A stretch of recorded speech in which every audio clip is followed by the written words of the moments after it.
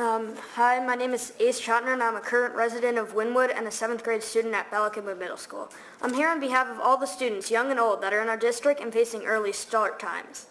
As a middle schooler with a moderate bedtime of 10:30, I decided to do some math. Using my spare time, I figured out many interesting facts. For starters, did you know that by high school, my start time, including the time of my bus pickup, will move an hour earlier from 7:30 to 6:30, moving my wake-up time from now being 6:35 to 5:35. And if you run those numbers along with my bedtime, which on a good outcome will move to at least 11 o'clock in high school, the comparison looks like this. Currently, I get about 8 hours of sleep, which is 30 minutes less than the suggested average for adolescents. However, in the future, with the current start times, I will only be getting 6 hours and 35 minutes of sleep, a far cry from that minimalistic goal of 8.5 hours.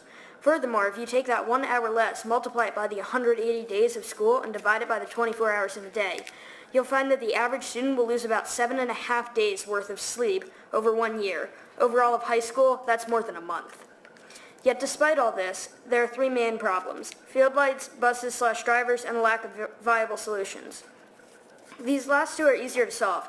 They just require more creative ideas and solutions. All it takes is a little time and effort to present new ideas, from different start time setups, such as 8 o'clock for middle school, 8:45 for high school, and 9:30 to elementary school, to the proposal of shuttles from school to school to cut down on bus usage. Although there is still one unanswered problem on that list: the misplaced priorities of athletics and Arnold Field. To state the facts, the issue at hand is that there is no easy solution to putting lights on Arnold Field, and these lights have been deemed necessary to move school start times back due to the safety issues of sports in the dark. I believe this is wrong. I think the safety of the students is an utmost priority, but I also believe that academics and students' health should come far before athletics. After all, that's what school is based on and should focus on. So the need for lights shouldn't come at the cost of the physical and mental health infractions that lack of sleep causes. Especially for athletes, this problem becomes ever-present. As they exert themselves on a near daily basis, they require more sleep than the 8.5 hour average presented before.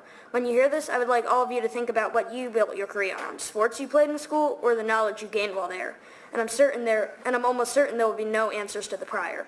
Now, I know that I'm almost at the 3 minutes mark, so I'd like to end by stating that the change is in your hands, and as the representative of the future generations whose mental health is at stake, you could help better the lives.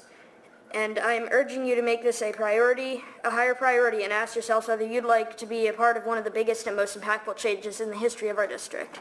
Thank you for your time.